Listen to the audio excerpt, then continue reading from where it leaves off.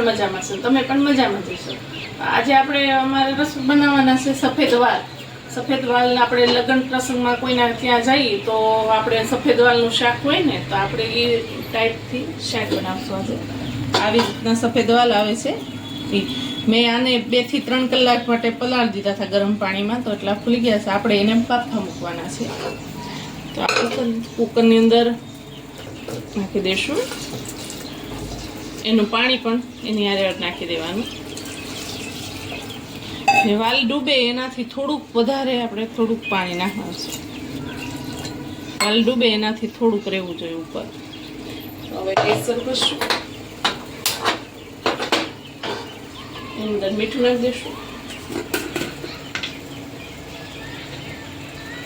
ચમચી જેટલું નાખી દઈશું મીઠું, નાની ચમચી। ને ઉભરાય નહીં એના માટે આપણે થોડુંક તેલ નાખવાનું છે, એટલે વાલની સીટી થાય સીટી તો એમાં શું છે ઉભરાય નહીં, તો આપણે થોડુંક તેલ નાખી દઈશું।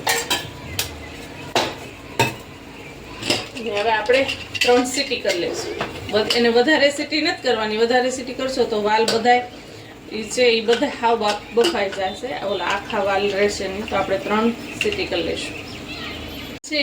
એને એમાં 3 સીટી થઈ ગઈ છે, એમાંથી હવે પ્રેશર નીકળે ત્યાં સુધીમાં આપણે ગરમ પાણી કરીને 1 ચમચી જેટલી આંબલી છે ને ગોળ છે એ બેને આપણે ગરમ પાણીમાં પલાળી દઈશું, બેને મિક્સ કરી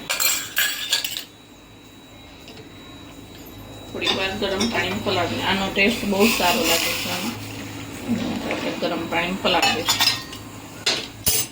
આપણે વઘાર માટે પહેલા 3 પાવડા તેલ મૂકીશું, 3 પાવડા। આમાં તેલ થોડુંક વધારે પડતું જોઈએ, એટલે મોટા 3 પાવડા।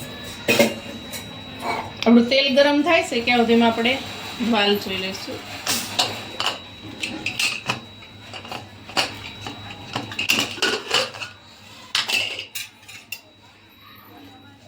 આપણે વાલ બફાઈ ગયા છે એકદમ મસ્ત, જો અડી ક્યાં બફાઈ ગયા છે ને। આપણે એને હવે સાઈડમાં મૂકી દઈશું, અને આપણે હવે વધારે કરવાનું છે। તેલ ચેક કરી લઈ, તેલ હજી આપણું ગરમ નથી થયું।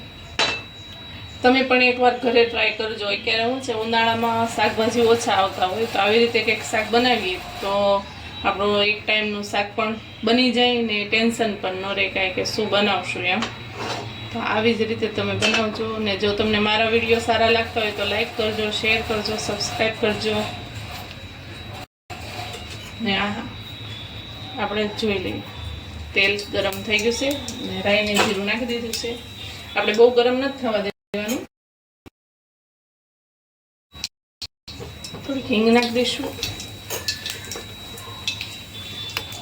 ને આ સૂકા લાલ 2 મરચાં, જે આપણે લસણ છે ને એને લસણ બનાવી નાખી છે એ નાખી દઈશું। આનાથી ટેસ્ટ બહુ સારો આવે છે, એટલે એને મિક્સ કરી દઈશું। ગેસ કરી દેવાનો છે ધીમો એકદમ। એમાં જ આપણે 2 ટમેટા છે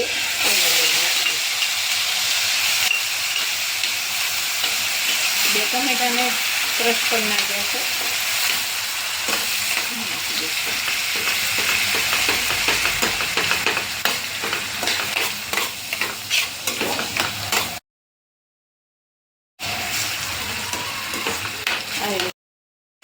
અને થોડી વાર હલાવશું એટલે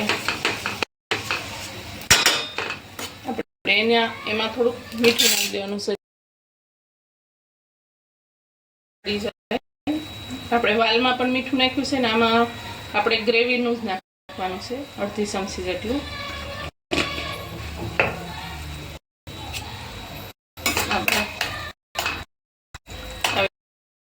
આપણે એને થોડીક વાર ઢાંકી દઈશું, ઢાંકીને થોડીક વાર રહેવા દઈએ, ટમેટા છે બધા સડી જાય। આપણે જે ગ્રેવી છે પાકી ગઈ છે, આપણે હવે એની અંદર મસાલા કરી દઈશું। તો 1/2 ચમચી જેટલું ધાણા જીરું, 1/2 ચમચી જેટલો ગરમ મસાલો, 1 ચમચી લાલ મરચું, ચપટી હળદર બધું મિક્સ કરી દઈશું. તમારે જો ગરમ મસાલો ન નાખવો હોય તો તમે સ્કીપ કરી શકો છો. આપણે જે આંબલીનું ગોળનું જે પાણી પીરું હતું ને એ નાખી દઈશું. આંબલી ગોળનું પાણી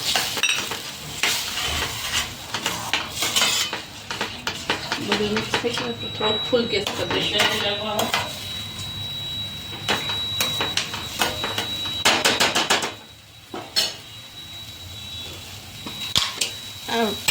ગ્રેવી મસાલા થઈ ગયા છે. હવે આપણે જે વાલ છે બાફા એ વાલ નાખી દઈશું.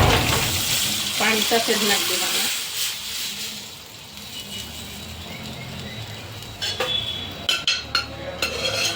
આવી રીતે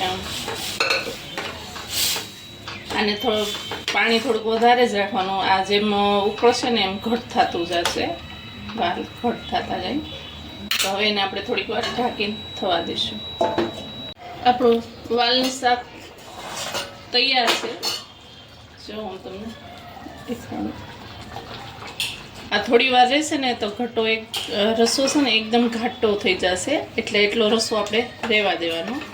તો આપણે હવે ગેસ બંધ કરી દઈશું અને એની ઉપર આપણે લીલા ધાણા નાખી દઈશું.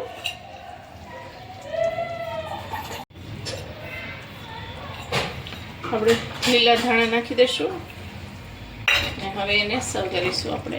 ચલો, લાગે છે ને એકદમ મસ્ત. અને તમે રોટલી, પરાઠા, ભાત સાથે કેમ ખાઈ શકો. લાડવા બનાવ્યા હોય સુરમાના, આપણે સર્વ કરી દઈશું.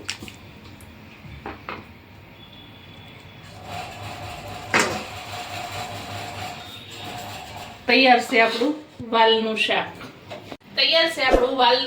જો તમને મારી રેસીપી સારી લાગી હોય તો લાઈક કરો, શેર કરો, સબસ્ક્રાઇબ કરો.